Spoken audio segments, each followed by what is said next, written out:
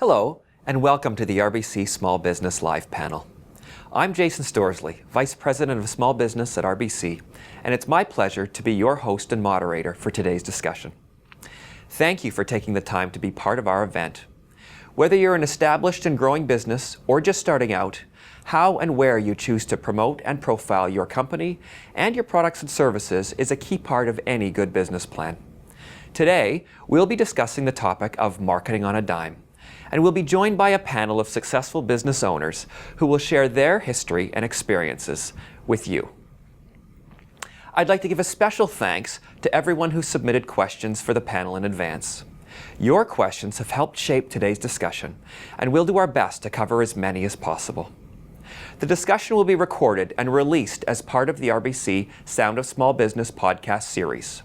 To subscribe to the podcasts, search for the Sound of Small Business wherever you download podcasts, or visit rbc.com/Sound of Small Business.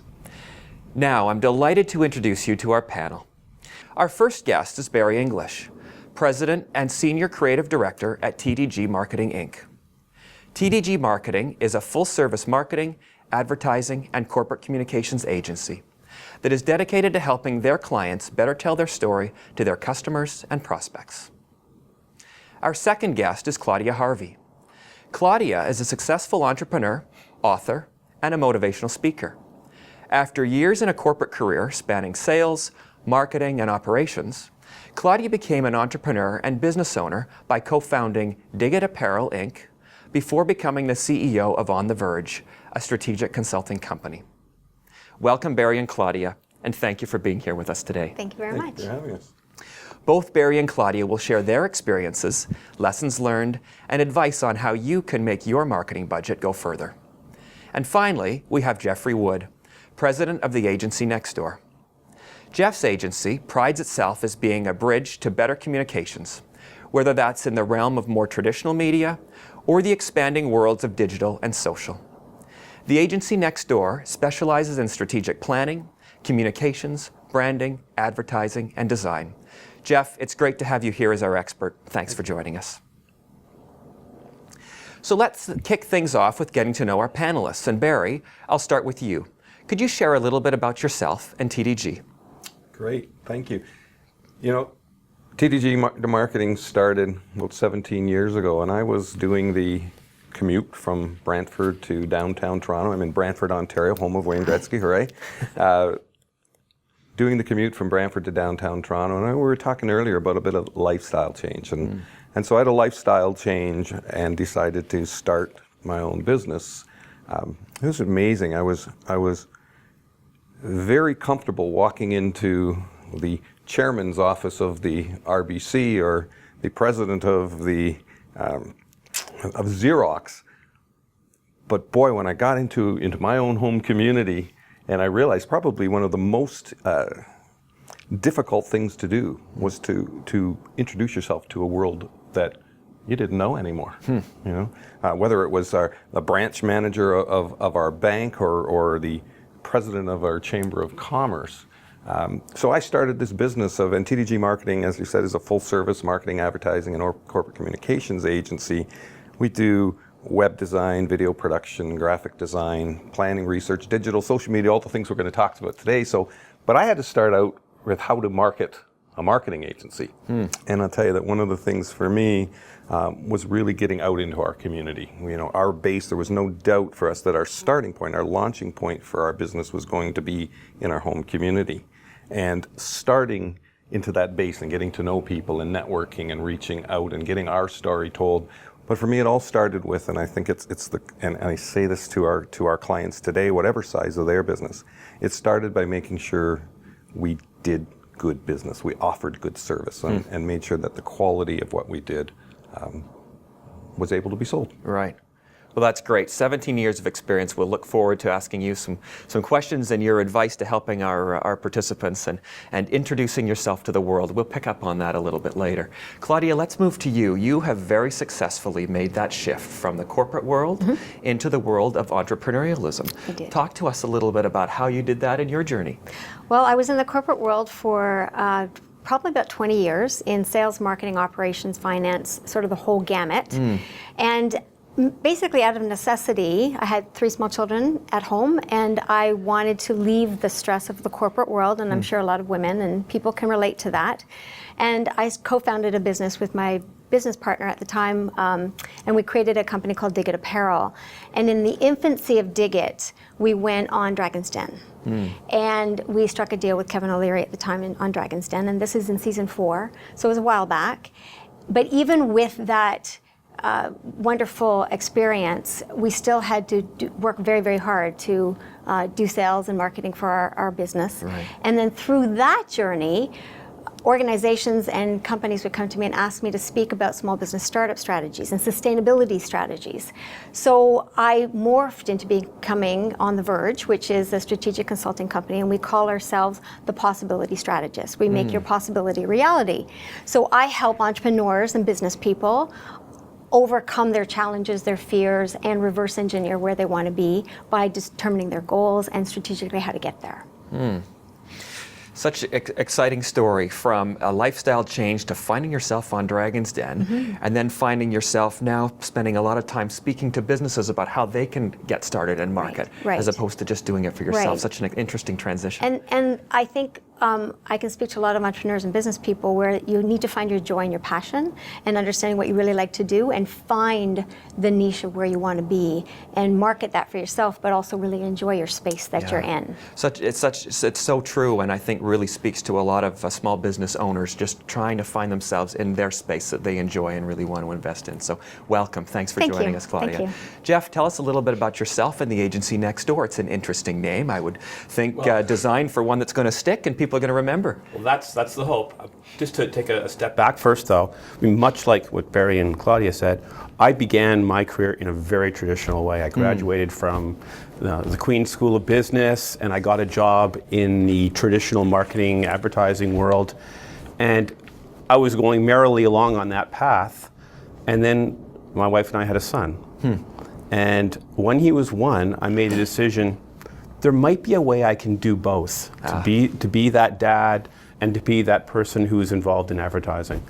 And I thought I was kind of reverse engineered. So okay, now I've made the decision to leave the big corporate world.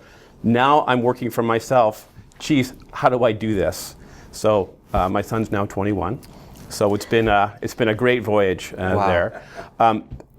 It didn't start as Agency Next Door. It evolved in that when I met 2 other people, and we were sitting around the table and we were thinking, what is it that most people really cherish in their relationship with their agencies? And that's the people. And we thought, what's more important as a neighbor, but to be a good neighbor? So we want to be that good neighbor because we're not going anywhere. We live beside you. We share a fence. We're gonna share recipes with you, and we're gonna have fun. And our very first website had a chocolate chip recipe. Great. So anyway, that's us. So a depth of experience, and sounds like it was a lifestyle change that brought this on as well. It was 3 senior people that all had done the big agency thing. We all came together and thought, there's a way we can make this all work for us. Right. And it's fantastic. What a great story. Thanks, Jeff. So before we start our discussion, I'd like to take a moment to reflect on our topic today, marketing on a dime. Why marketing? And what is marketing on a dime? In today's world, entrepreneurs and small business owners, especially those who are just starting out, are sometimes so busy running their business operations, managing suppliers and checking stock levels, that they forget to promote themselves. And even if marketing is on their minds, where to start, what channels to use, and fear of how much it can cost can be daunting. But as the marketing landscape changes, so do the marketing strategies, tools, and price points that are available to small business owners to help them build their brand, acquire and retain customers, and generate business connections, all without spending too much money. Let's look at social media and how it continues to grow at a remarkable rate, while also making it easier than ever for small businesses to connect with customers. According to the 2016 social media stats for SMBs published by Social Media Today, there are 1.7 billion Facebook monthly active users. And the number of social media users around the globe is estimated to reach 2.72 billion by 2019. Now, just to put that into perspective, the population of China is 1.4 billion. So already today, there are more Facebook users than there are people in China. And in 3 years, social media users will be double China's population. In Canada, according to a new survey from Insights West 2016, Canadian social media monitor, the use of Facebook, YouTube, and Instagram is still growing at a good pace, and 18% of social interactions are with businesses. So, how do Canadians interact with companies online? According to the same survey, 30% visit business websites. 18% discuss companies with friends and family. 16% follow companies on Facebook. 7% follow companies on Twitter. 5% interact with companies on a mobile device, and 4% follow companies on LinkedIn. New technology and the rise of social channels is changing how we approach marketing. But is there still a place for traditional marketing in your low-cost strategies? What about marketing creativity? Does it have a role to play? And can great relationships create great marketing? Let's ask our panel. Claudia, you're a successful business owner, but I know it took time to get there. Tell us about how you started promoting your business. I assume you didn't have a lot of money when you started out to get apparel. We did not. No, in fact, social media wasn't a very big thing when we started out because it was 8 years ago. So we had to do alternative ways of marketing and strategy. And I think before you even start marketing, you need to understand where your brand is going to be, what you want to project in the marketplace, and how you want to project that brand into the marketplace, what your features and benefits of your brand are. And you need to eloquently and succinctly talk about your messaging out to the consumer or to the business that you're marketing to. So you really have to understand your niche. And I think in today's day and world, niching your business, niching your service, your product is extremely important because it gives you the competitive edge. Right. Then what you need to do on top of that is marketing that competitive edge. And how you market could be social media, it could be B2B trade shows, it could be what could be different channels. Facebook social media is just one channel. What's really, really important, I think, is also to have a website that is very understandable, very succinct, highly communicative with the end user. So when they go onto the site, they understand exactly what the site does, what the product does, what the service does. So the click rate off of the site is not quick. That you want a person to, when they go onto the site, to start managing and looking around your site. But social media starts with your site if you're going to sell to the crowd, if you're going to sell to the consumer and sell globally today. So I think that's... Can I build on Yes, what of Claudia course. said just now? I think that's absolutely critical to understand is that a social media campaign requires a hub. Social media in itself is not an end. It has to click people to something, and it has to be your website. Right. So everything has to work in conjunction. So if you're going to have a social media campaign, great, but let's start with a great website. Yeah.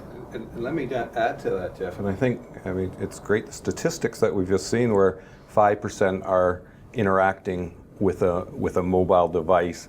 But we know that's growing. If it's 5 yesterday, it's 6 today, and it's growing and growing all the time. So it's not enough just to have a traditional website.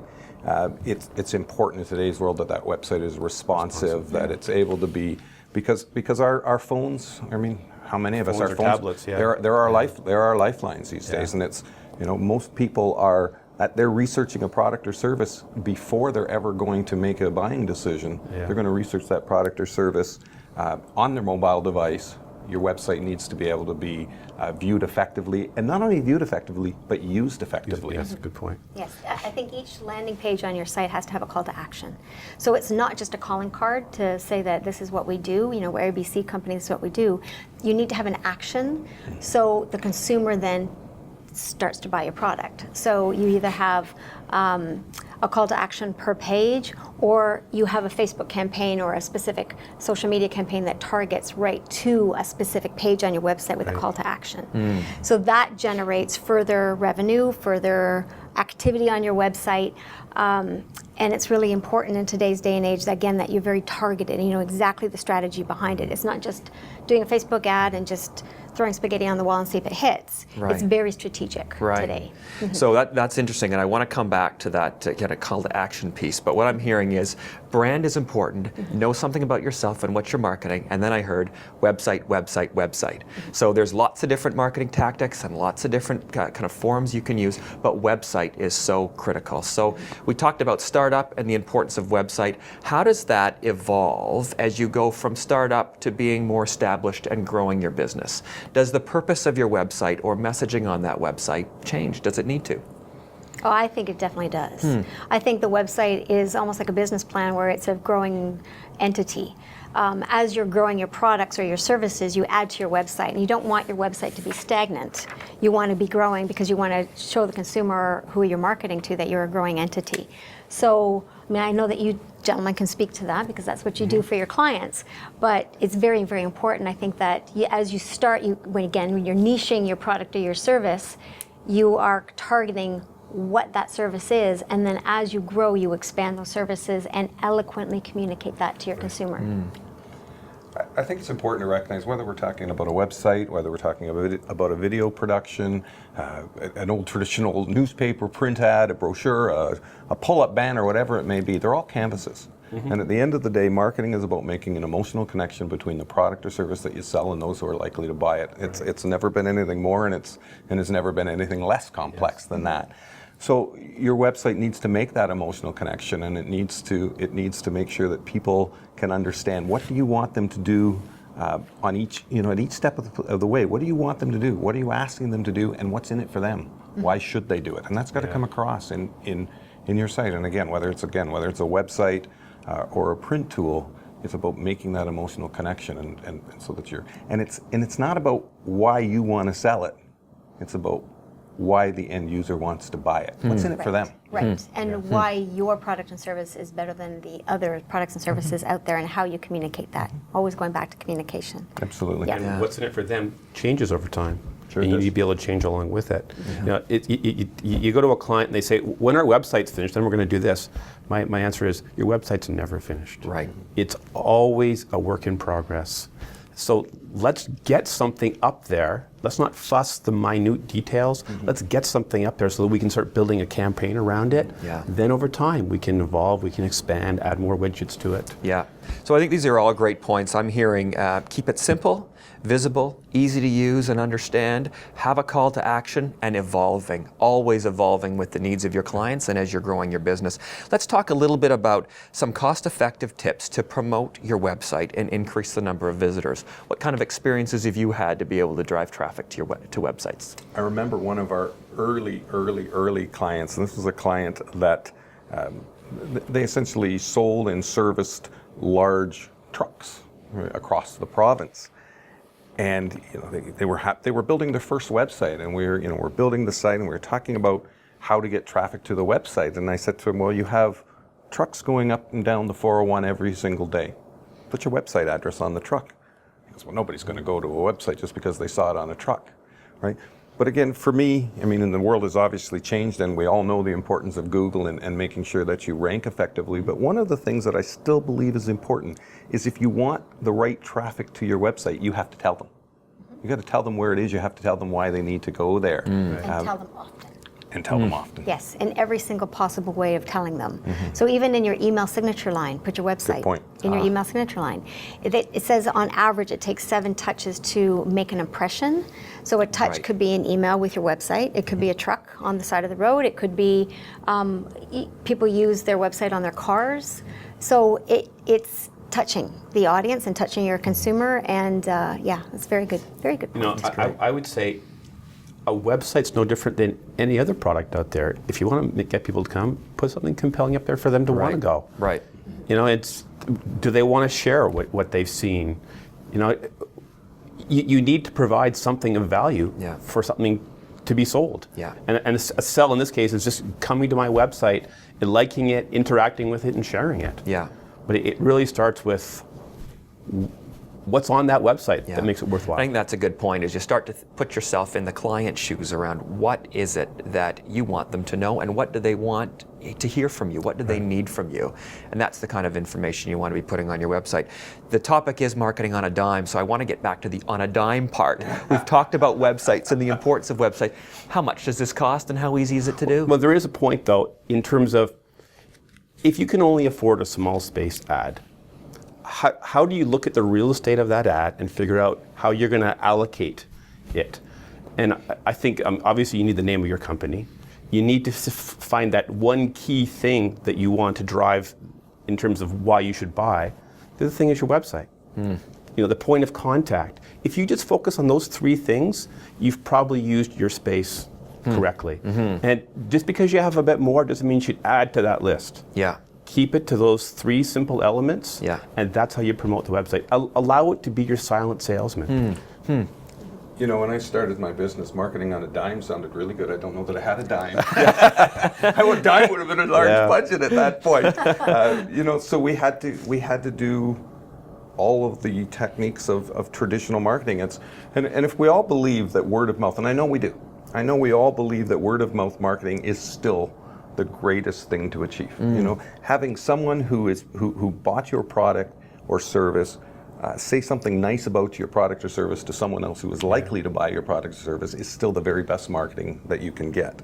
So how do you get out yourself and start talking to people, right? Your website, I think, has to be considered just part of your overall marketing platform. So when we started, I know, we were obviously fortunate, and in today's world, there are lots of platforms to build free websites. You still need great content, and content, I think is always the message. If I could say anything to someone starting the business, is you need to be able to articulate what it is you're buying, what it is that you're selling. You need to understand who is likely to buy it, and you need to speak in a language that they're going to understand. And that's, again, within your website, within every marketing tool, within your elevator pitch. Remember the old days, the elevator pitch? It's still relevant. How do you make sure that I can explain my business effectively to you? So I think marketing on a dime is important, and for businesses starting out to spend their dollars incredibly wisely. But I think the other mistake is not spending any money. Right. You know, it's not marketing on nothing. It's making sure that you're using a small budget effectively to drive price. I'll tell you a great example of that. We're just working with a small business, and they're doing they were running a Facebook campaign, right? And they put their post up, and it was a fairly relevant topic, and it reached about, we're in a smaller community, reached 500 or 600 people. Okay, that was great. That was free. We spent $100 to boost that post, and it reached over 10,000 people. Not only did it reach over 10,000 people, but it reached 10,000 of the right people who fit their demographic. So spending that little bit of money was a worthwhile endeavor. Right. And I think you touched upon something that I think a lot of people could, not spending a lot of money, but effectively do on website and social media marketing, is creating videos. Because videos are a huge, wonderful way of getting across your features and benefits of your product or service. Also create videos for testimonials from your clients or customers. Because that can be shared across different platforms and social media, plus it can be put onto your website. So you will have those live testimonials, and you can have even a person sitting on the home page above the fold, which is above where your computer line is, and having a testimonial of one of your favorite clients. The advantage to your client is they get free advertising to them because they're on their website, but they're endorsing you and your product. So immediately a person coming to your website, you can see a video of your product or service with you talking about it, or somebody talking about it, in terms of a sales function, but then a real quick 30-second testimonial about one of your favorite customers and why you have been effective for them. So what's in it for them? Back to that again. And then share that into YouTube. Go back up into YouTube and different social platforms. And I was just thinking, how viral these things can go. So filming those videos from the client's perspective, not you as the business owner, but from the client's perspective. And then having other people pick that up from your website, perhaps fan it out. So it's fantastic. Just to add more to that, adding video content improves your searchability. And if you can get those testimonials that you've put on your website to put a link on their website back to you, that improves your searchability. The other thing that's critical for searchability is a responsive website design. So anyone out there who thinks the website we built 5 years ago is good enough today, Right. it's not. Google will not make that website rise to the top if it's not responsive to different screen sizes. Right. So it's time for an upgrade. Right. So these are all great points. I'm hearing some tactics and some content that you can put on your website that would be valuable. It doesn't have to break the bank. It doesn't have to be super expensive. Let's talk for a minute about converting some of that online traffic that you're driving to your website to leads. Any ideas and thoughts or experiences you've got around how do you convert that traffic to an actual lead and pursuing it? Well, I mean, first of all, I think measurability will be important for any small business owner. And what we would typically, this is a starting point, what we would typically say is, if you're going to do a campaign to drive people to your website, let's create what's called a landing page that allows us to track hits to your website from the campaign. So that may require a special URL. It's not complicated to do, and ask an expert and they'll be able to help you out with it. But we need to be able to track how well we're doing, and if we could do better, we can tweak it. So that's number one, find a way to measure. I want to go back to the video for a second, because I think it's an important point that, a couple of important points to make on that. Not only does video help your searchability, I mean, we remember that these old sayings all matter, right? So, a picture is worth 1,000 words. Well, if a picture is worth 1,000 words, how much is a video worth, right? We know that statistically, websites that have video on their homepage, their bounce rates are significantly less. So people don't leave the page. They engage, they click, they do something. Think about it yourself. If you go to a website, if it's video there, especially if you can have the video playing, you don't have to. I don't have to click on it to play. It's going to play. Right. It's going to engage you. Now add to that, and this is the whole on a dime portion, right? Yeah, you can. You can produce your own home videos. In today's technology, we've all got smartphones, and we have the ability to produce. I mean, there's whole television shows being produced with phones today, right? But what's the value of professional voiceover, right? A third-party, powerful voice endorsement that says this product or service is good, right? It's amazing. So that marrying that on a dime to not being free, to say, how do I do this? How do I spend it effectively? How do I create? But video for me is one of those ways. It's on your website. It can be used. You can take it to a trade show with you. Right? We haven't talked about some traditional methods. Take it to a trade show with you. You can email it to a potential customer. You can share it on social media. So there's so much power within video, and I think it's an important tool for emerging businesses to use. And then as the business grows and the marketing budget gets larger, you can polish up that type of video and polish up your website. Exactly. Absolutely. I want to get back to something that you said about social media campaigns and going back to specific landing pages. Landing pages are very, very important because it's the call to action, it's the conversion that's important. One thing that's important to know is the difference between clicks onto your landing page and conversion. So conversion is the actual revenue, is buying the product, buying the service. So it's nice to get eyeballs onto the website and onto the Facebook ad and etc. And it's very important to strategically understand how to get the proper customer base looking at the ad, but it's from the ad then getting to the landing page, then doing the conversion. And all of those metrics are really important to do. But I think, sorry, go ahead. No, I want to pick up on those things. I'm just going to welcome our people who are just tuning in. If you're just tuning in, welcome to our discussion. You've joined the RBC Small Business Live panel, and we're discussing the topic of marketing on a dime. If you missed part of our discussion, it is recorded and will be released as part of the RBC Sound of Small Business podcast series. To subscribe to the podcasts, search for the Sound of Small Business wherever you download podcasts, or visit rbc.com/Sound of Small Business. The discussion so far has been very insightful, so thanks for joining us. So I want to switch gears a little bit. We've talked a lot about the importance of website and video and engaging your audience. I want to talk a little bit about targeting specifically. How do you target clients that you are trying to attract for your particular product or service? I personally think that first you have to understand who you are, what your niche and service is, what your product is, and what is unique about your product and service, but also unique about yourself and why you are the best thing since sliced bread to deliver that service out to the marketplace or to the client.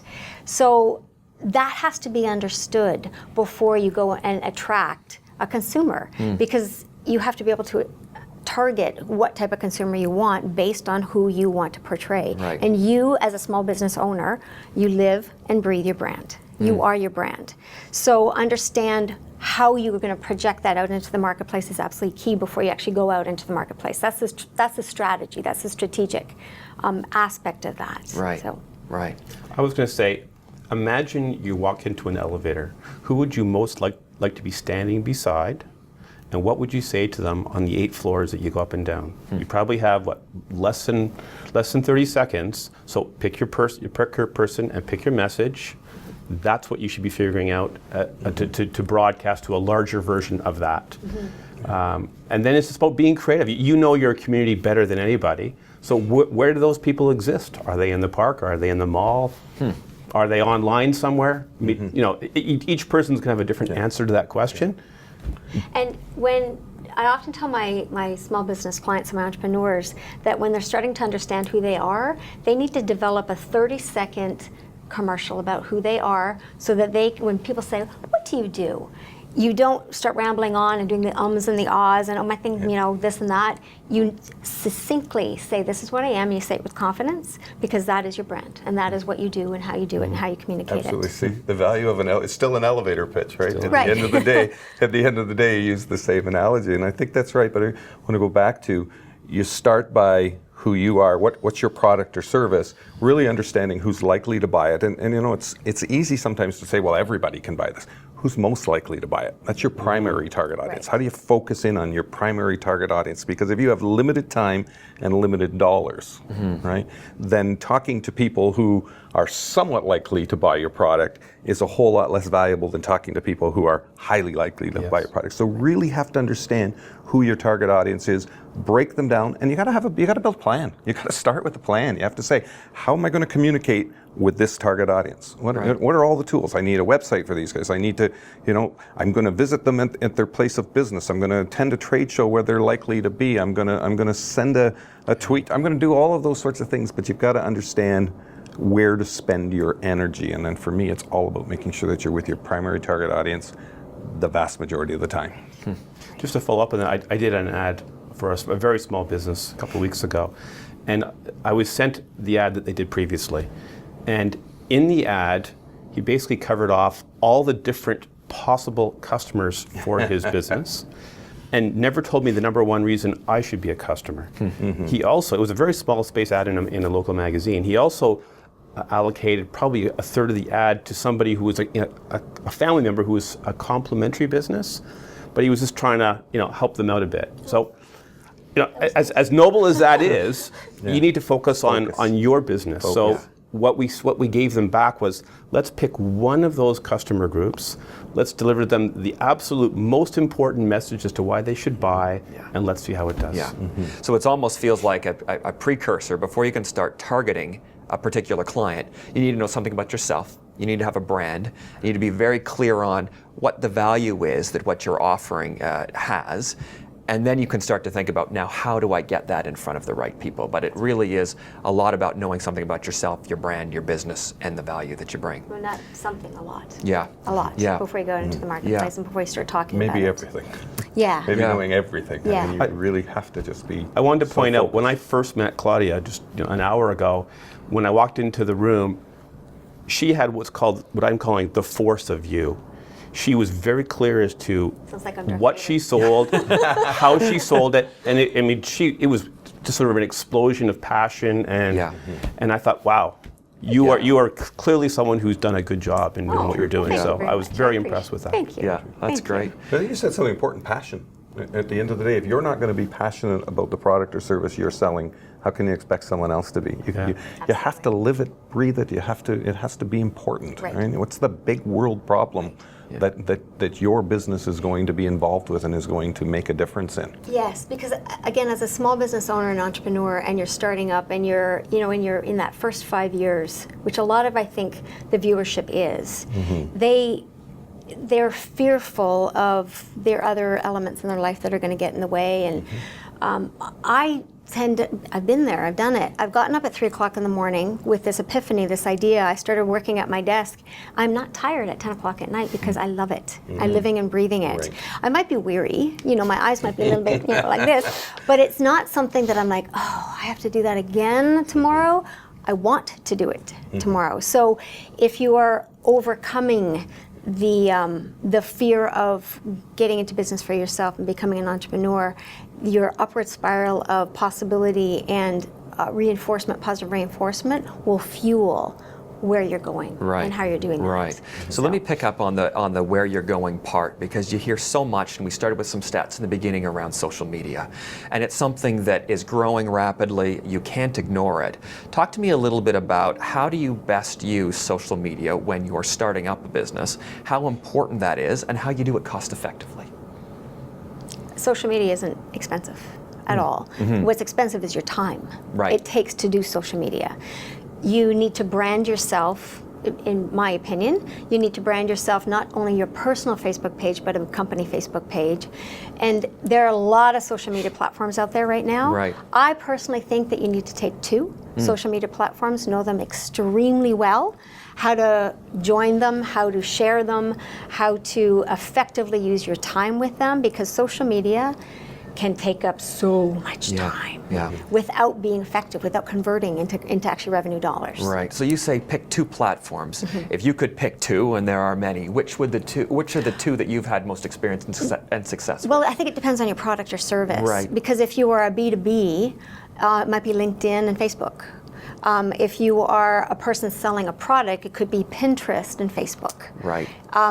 Twitter, I haven't had all that much success in it. I find it kind of quick, and you only have a limited amount of characters, even though I hear that's going to be expanding as of Monday, which is great.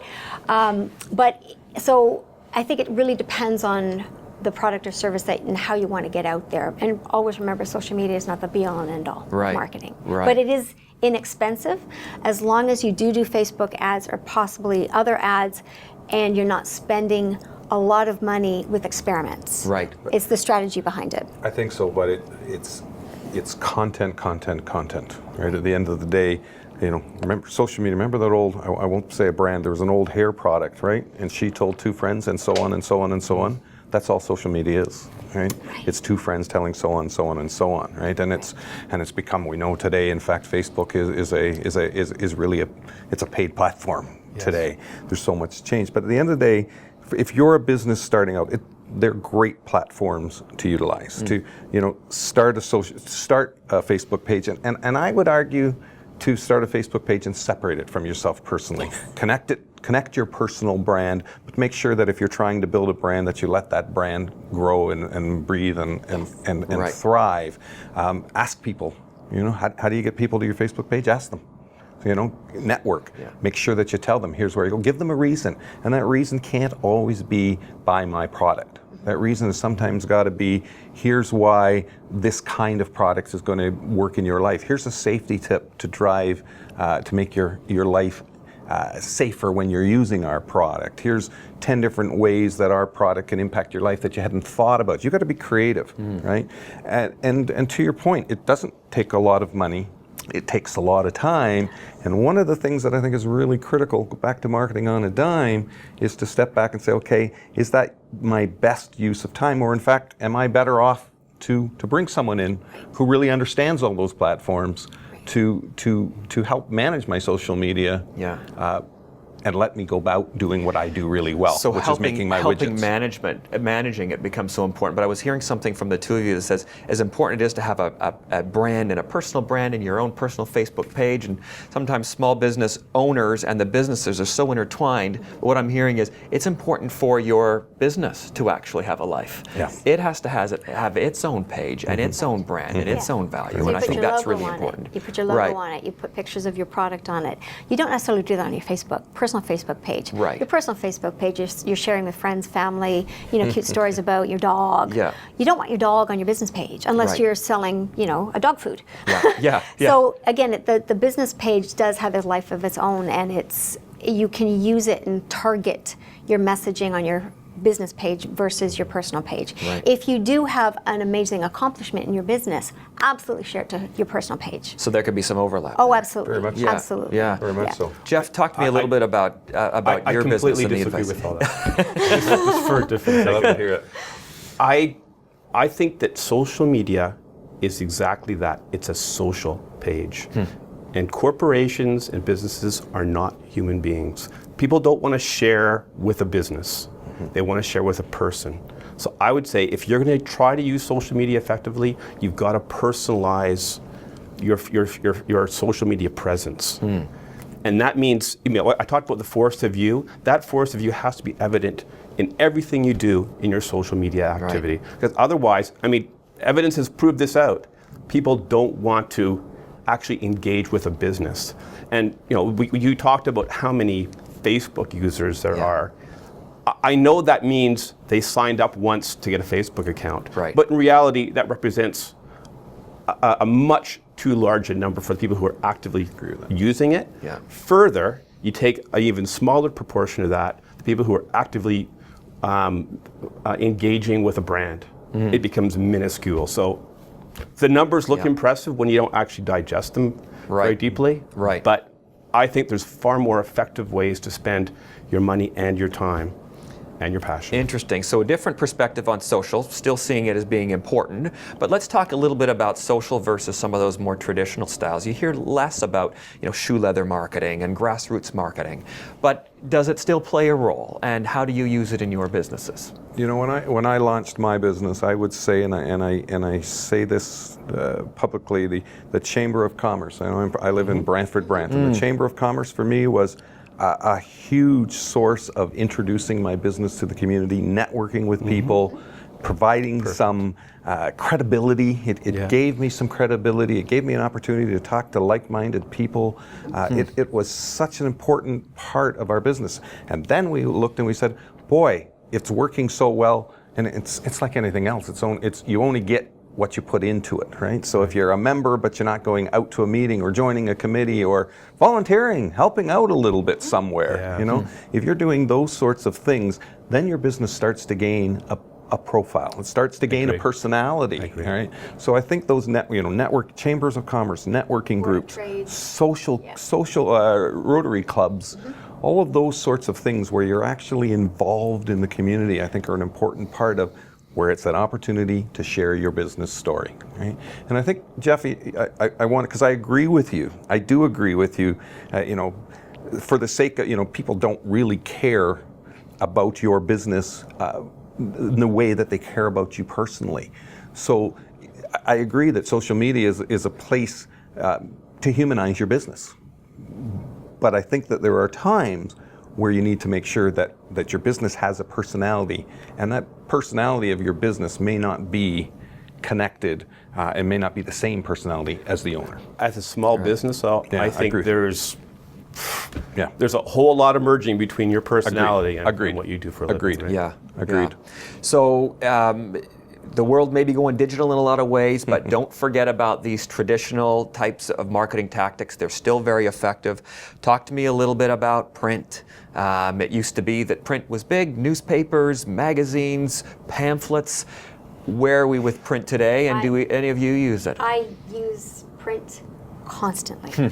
I send appreciation and thank you notes to my clients all the time. Awesome. All Nice. the time. Yep. After I meet them for the first time, I send them a note. After I close them as an account, I say I'm looking forward to meeting and working with you and having you grow. And there are tools that I use effectively to do that I've automated, that is not reinventing the wheel all the time. Right. So I think that personal touch goes tremendously a long way for building your business and retaining your business. Yeah. Because it takes 80% of the time to actually obtain a business and 20% of the time to retain it. Right. So effectively use your time to retain your clients. And how do you do that? You do that often with print. You do that with emails, absolutely. But the open rate for emails is about 3%. So know that and understand that don't spend 3 hours over an email because it's not as effective sometimes as print. Right. Yeah. I was going to say, no matter what you do, you got to figure out how you're going to stand out in your doing it.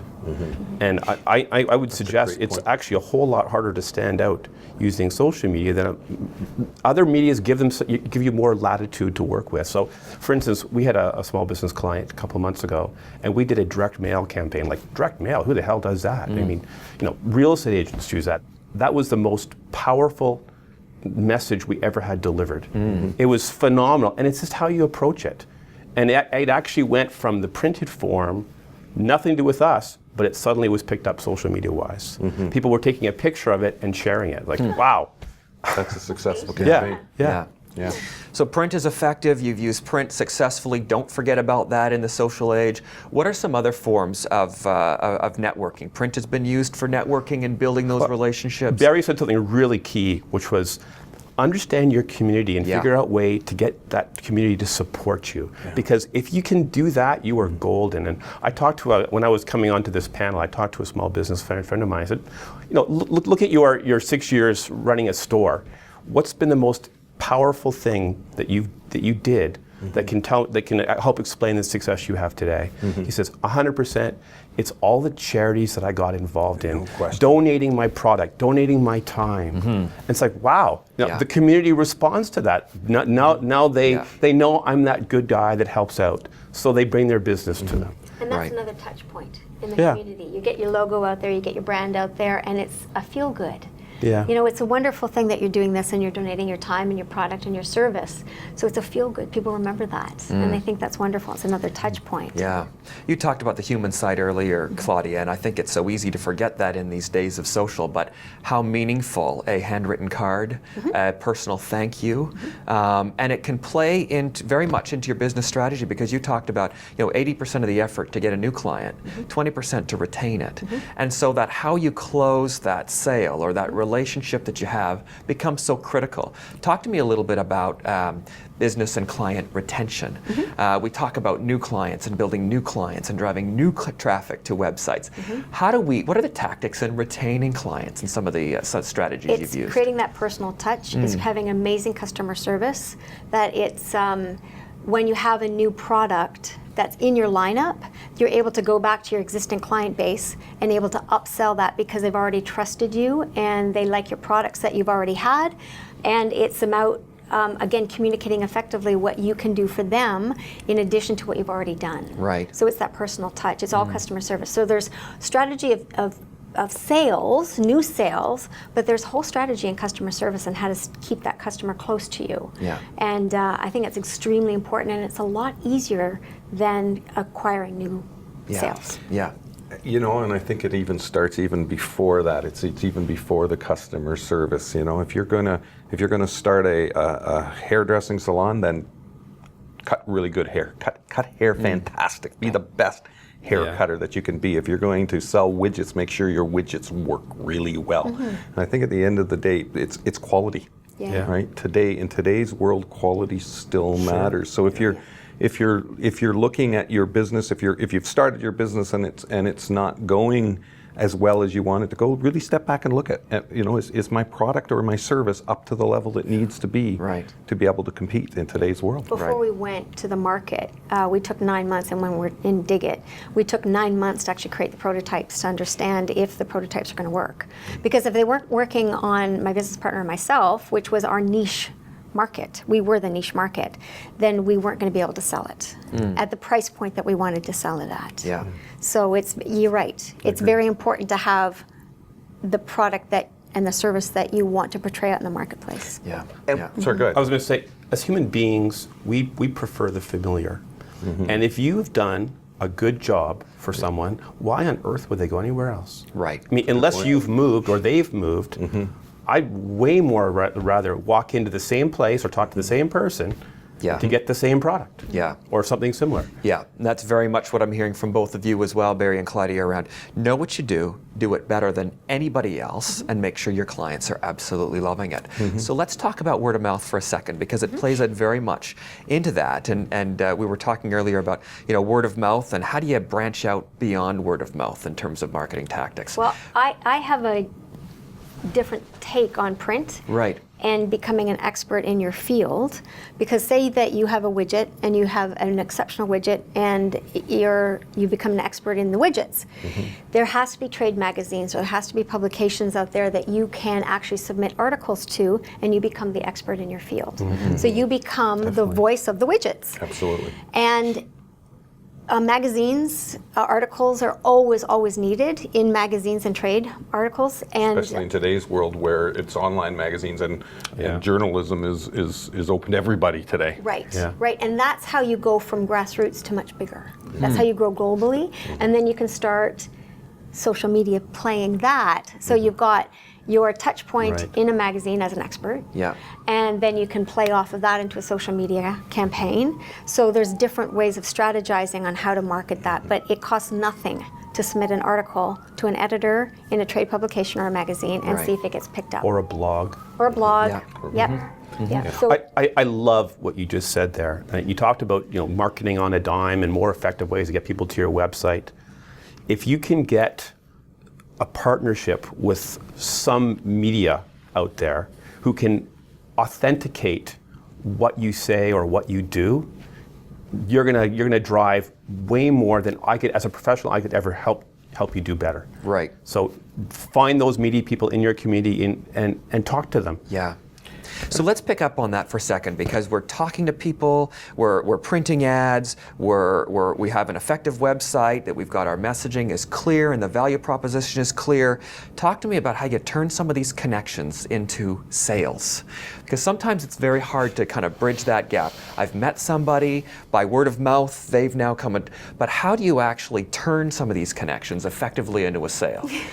Ask them. It's for the sale. Nothing's changed. It really is. Yeah. And I don't care what platform you're using or where you're doing it. At some point, you have to ask for the sale. Right. I've always believed a sale is a collision of time and need. And the role of marketing, is to build the brand's awareness and understanding, so that when that collision happens, they go, they're set up for it. dig it. That's who I need. Right. That's what I need at that point, whatever it may be. But at the end of the day, there has to come a moment. Your website has to ask for the sale. As a call to Your action. social media has to drive them. You have to ask whether you're asking for the sale or you're asking for an action. You have to ask. And I think that this, and you're right, the smaller the business and the more localized you're starting, the more difficult it really is, because you know the person. Yeah. You know the person you're talking to. Yeah. And it's hard to say, choose me. Right. Spend money with me. It's a hard thing to do, but you have to do it. A lot of entrepreneurs and business people don't understand that just having a conversation and then walking away is a lost opportunity. And you don't have to be a pushy salesperson to have them buy your product or service. You just have to project confidence in your product and service, and they're buying from you. They're trusting you. Yeah. And that's what I train a lot of entrepreneurs on, is how to overcome the fear of actually selling themselves and then selling the product and service Right. that they're representing. Right, a Yeah. good point. So Even if you're not a small business, even if you're an employee, when I graduated, I was told at the end of the interview, ask them for the job. right. Absolutely. Like I've said why I think you're great, and why this company would be fabulous for me. But at the end of the day, can I have the job? Yeah. Put them on the spot. And then following up after a meeting, Of course. after an opportunity, is absolutely critical. So you do that in a phone call, an email, So a let's card. talk about that follow-up. And I was going to ask you, do you do it in a phone call? Do you collect email address and build distribution lists? Like, what's an effective way to follow up All of the and above. track all these communications? All of the above, Claudia, is what you're saying.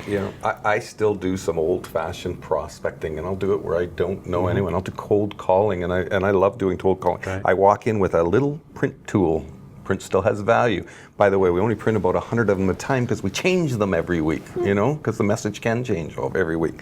I would love to walk in and just, no pressure, just hand it to them and say, hey, the only reason I'm here today is to find out who handles your marketing so that I can start a conversation with them. It's, Yeah. and then follow up. And how can we help you? It's not enough to say, a sale to help my bottom line isn't the answer. It's what difference can I make in their business? How can I build their website so that it can help them do better business? Right. How can we produce video that's going to help them stand out against the crowd? How can we do market research that's going to give them a little bit of information to do better business? Right. You know, all of those sorts of things. And I think that's nice to keep in mind, because as we think about how we're marketing to our client, it is about what we're doing for them. What's our value proposition, but why is it that they should actually want what we have to offer? And I think that's so important. We've covered a lot of ground today, from online websites to traditional marketing to social media. I think it's been fantastic, and we really appreciate the three of you sharing your experiences with us. To wrap up our conversation, I'd like to ask each panelist to share their final tips and advice on how business owners can make the most of their, at times, very limited marketing budgets to promote their companies and products and make their someday happen. I was going to say, as a small business person, you have limited resources. So it's really important that you spend all 10 pennies of your dime wisely. Right. But by all means, you got to spend them as well. Just make sure that you spend them correctly, wisely. And if that requires talking to someone who actually does this for a living, I suggest doing that. If you're going to hire someone to do your pipes, to do your electricity, hire someone to do your advertising. And may the force of you be your guiding light through all this, because in the end, what Claudia delivers is what everyone should be delivering. So it's not just about the cost, it's about what return are you actually Correct. getting for it and where you're going to spend your time and your money. Claudia, any closing thoughts and tips for our audience? I think the very first thing is you start with your mindset and you understand where you want to spend your time, your effort, your money, and understand that you have the confidence that you can go out and sell yourself, and you network. Right. Network. Yeah. And Yeah. you never know where that one communication with that one person who you didn't know is going to leapfrog into something else, into something else, into something else. Yeah. And that is absolutely key. And I think that's great advice. Whatever you are doing, wherever you're at, you're always marketing. You're always making those connections. You are always building a network. And I know that's been key to your success. It doesn't cost a lot to network, Yeah. right? There's a lot of free events out there. Yeah. A lot of meetup events that you just go out and you start talking to people. Have Yeah. business cards Yeah. at the ready all Yeah. the time. All the time. Absolutely. All the time. Barry, closing thoughts and tips for our audience? Absolutely. Start with a marketing plan. Write a plan. Whether you bring someone in to do that plan for you or do it yourself, remembering that your time is also money, right? But write a marketing plan and then deliver that marketing plan. Right. Execute it. That marketing plan needs to say to you, here is the message and how I'm going to communicate with this group of people, this group of people, this group of people, this group of people. Plan it and execute it. Have passion while you're doing it, and do good business. I think that's great advice, and from all of you, thanks again. This has been fantastic. That's all we have time for today. Thank you for tuning into this RBC Small Business Live panel. We hope that we've provided you with some valuable advice and frugal ideas on how to boost your marketing efforts and make your budget work harder to promote and grow your business. If you still have questions or need further advice, we're always here for you, whether you're a new startup looking to grow or thinking of exiting your business. For advice, please contact an RBC Business Advisor at your local RBC branch or call us at 1-800-769-2520 and we'll be happy to help you. If you missed parts of our panel discussion, it's been recorded and will be released as part of the RBC Sound of Small Business podcast series. To subscribe to the podcasts, search for the Sound of Small Business wherever you download podcasts or visit rbc.com/Sound of Small Business. Special thanks to our panel members, Barry, Claudia, and Jeff, for joining us today. I really appreciated our time together. Thank you for sharing your thoughts and insights and experiences with our viewers. And thank you, everyone, for joining us. Our goal is to keep these discussions as relevant as possible to small business owners and those thinking of starting a small business. So we'd love to know what's on your mind. Please let us know what other topics you'd like to discuss or focus on at a future panel discussion by answering a poll that will be posted shortly on our event page. And of course, stay tuned for details on our next RBC Small Business Live panel discussion in February. Thanks, everyone.